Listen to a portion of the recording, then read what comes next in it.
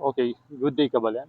So it's another Sunday morning at isa na namang NSCR update ang ating gagawin. So right now we are here at the Lourdes Road dito sa may Minalin. Bali papunta ng Barangay Lourdes and then didiretsuhin natin hanggang marating natin yung viaduct. Yung Minalin viaduct na magko-connect na dun sa may Santo Tomas.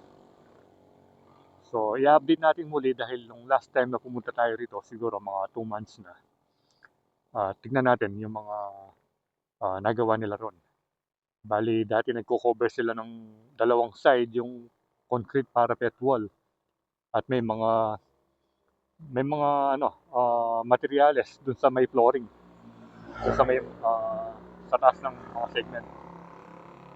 So, yun yung ating alamin kung ano na ba yung mga updates or mga progress dito sa ginagawang napaka-importanting project ng Philippine National Railways. So, tara, puntahan na natin.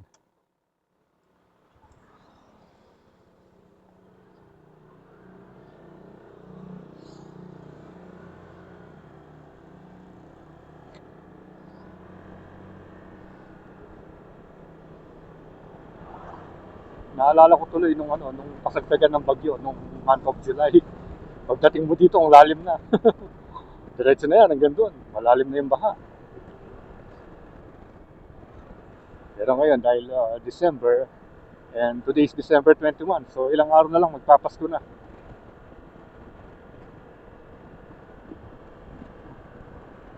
At ito siguro yung mga last few days bago magbakasyon yung mga nagtatrabaho sa mga NSCR project dito.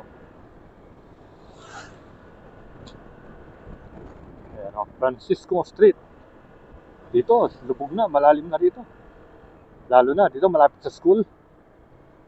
Yan, grabe yung baha rito. Dito, naalala ko tuloy nung gamit natin si Pongkan. Yan, Santa Maria Elementary School.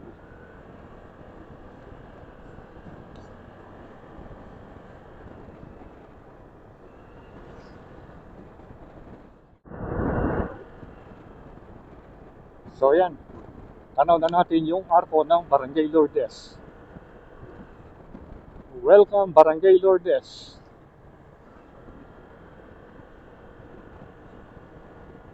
Bali ito yata yung barangay na sumasakop dun sa may mismong intersection dun sa ilalim ng viaduct ng Minalin.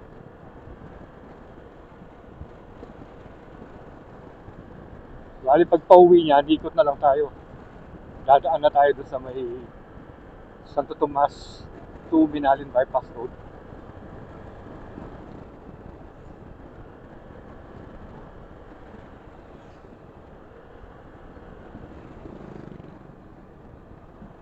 Ito naman yung Lourdes Elementary School. Temporary closure. Yung bridge siguro ito dahil hindi na pinadadaan dito yung mga malalaking truck, yung mga mabibigat.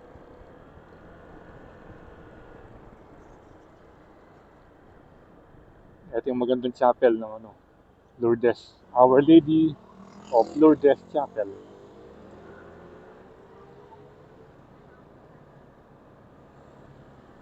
Ito, binigyan ng sa harang sa gitna para hindi makadaan yung mga malalaking truck.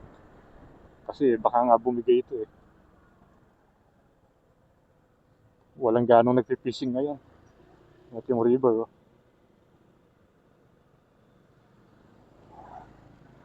Last time pumunta tayo rito, may mga bata pa dyan, nag-swimming.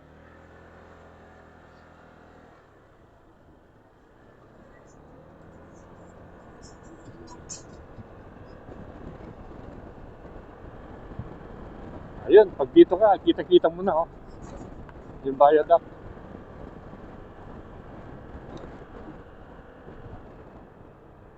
Dami pa rin mga fish pond dito.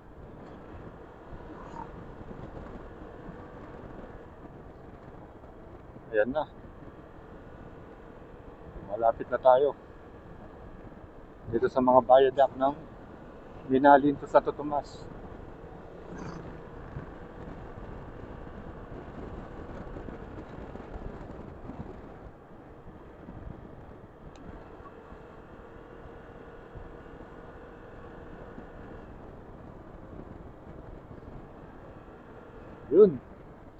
Na ano na, oh. Na-cover na yung mga side. Pero dito, konti na lang.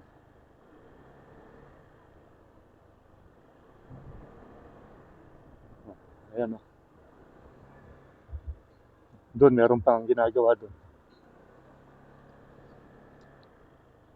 Hanap lang tayo ng spot dito. Kung saan pwede tayo magpalipad.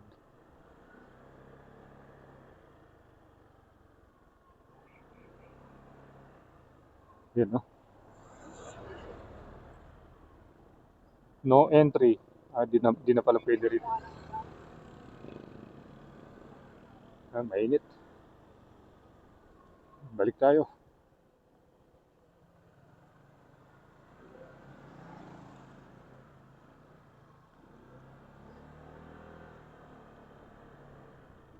Yan, no? Warning, heavy equipment crossing. Ito yung sinasabi ko sa inyo, yung mga parapet wall. Halos na kumpleto na dito sa side na to. Kasi hindi tayo makapasok rito eh. No entry.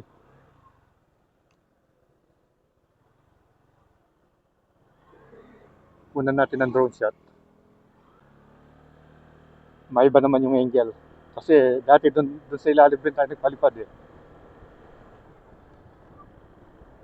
Tingnan natin banda rito. Kung may mga skinita.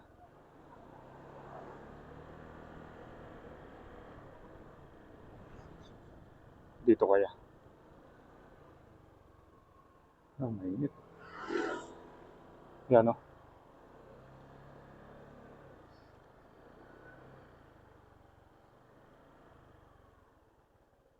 Yan, dito.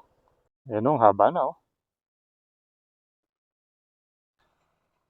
Ano kaya ang gagawin dito? Pinatag yung, ano, yung bahaging ito ng, ano, tinambakan, no? Ang taas ng tambak. Baka gagawa ng building dito kasi kung magkakaroon ng, ano, station, then malapit siya.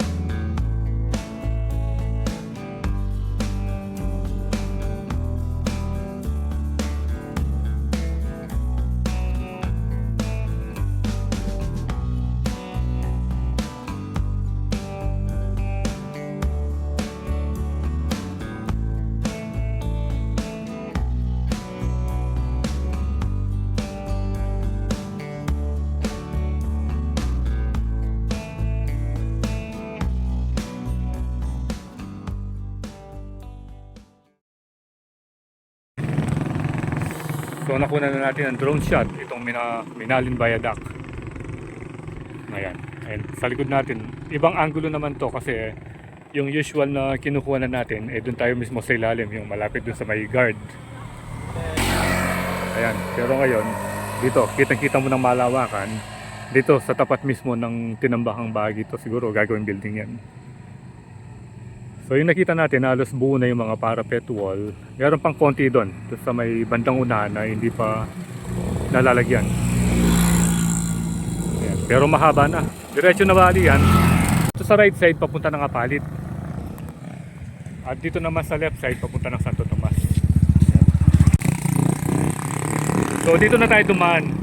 Papunta doon sa may Minalin to Santo Tomas Bypass Road para makita natin, kahit na medyo malayo, kung gaano kahaba ito. Doon na rin tayo dadaan pa uwi para hindi na tayo bumalik dito sa may MacArthur Highway. Okay, so habang nandito tayo, nakikita pala tayo nito, dalawang pogi. Anong pangalan mo? Justin. Yung isang pogi ng pangalan? Jerome. Yan. Taga saan kayo? Diyan lang. So nakita raw tayo nagbibideo rito. At yan, yun yung binidyoan ko, yung Riles. Binag ko yan. So bigyan natin ng sticker para mapanood nila. Ano ba rito?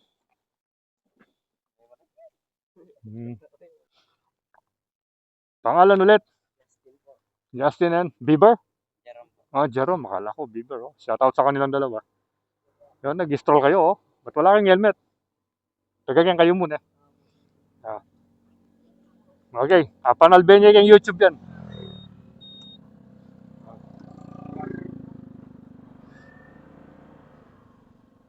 Pangarerami yata. Kalati na gulong. Na? Bilis na siguro yan eh. Ala nang danom kenin eh. Muntakit ang bypass. Yeah. Nice.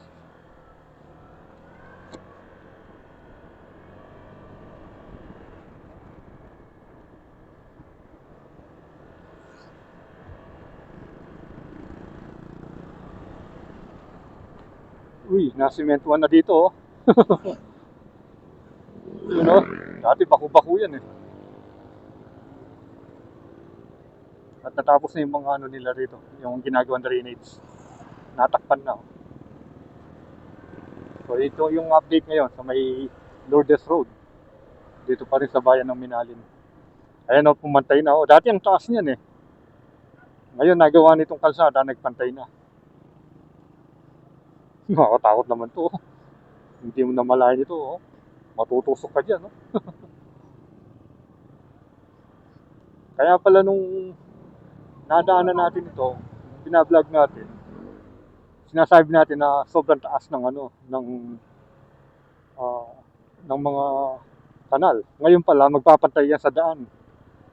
So, yung tendency nun, bababa yung dito, yung kabilang side ng lupa. Kasi yun, tingnan nyo kung gaano kataas.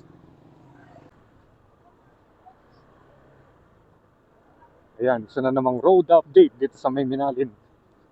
Road closed under construction.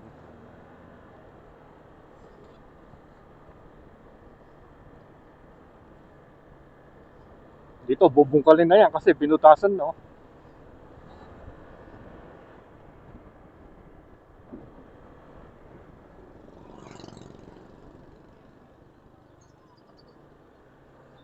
Dito, parang pinlat pa lang. Ayan, o, tingnan nyo. Mataas siya. Ngayon pala, dyan yung level ng ano, yung kalsada.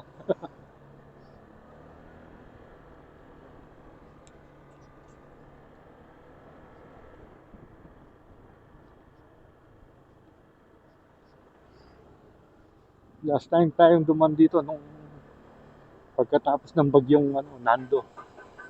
Ayan, ito na yung kalsada papuntang ano, Makabebe. Tapos ito yung maliit na steel bridge. Ayan.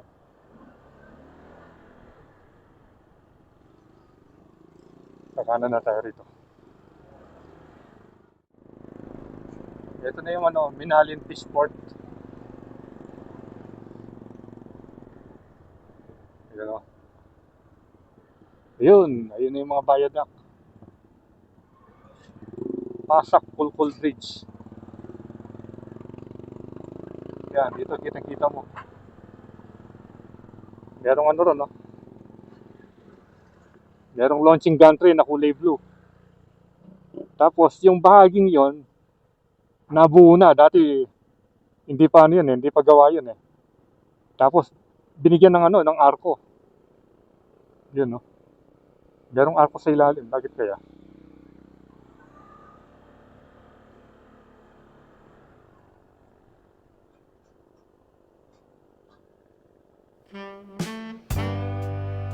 Haba niyo. Diretso na sa Santo Tomas. Okay, so yan na muna yung update natin dito sa may Minalin Viaduct papuntang Santo Tomas Viaduct ng NSCR. So abangan yung susunod nating update. So next year na yan kasi ilang araw na lang ano na, tatagong taon na. So once again, thank you for watching. Ride safe always, Kabalen, and see you when I see you, and Koy Landas is signing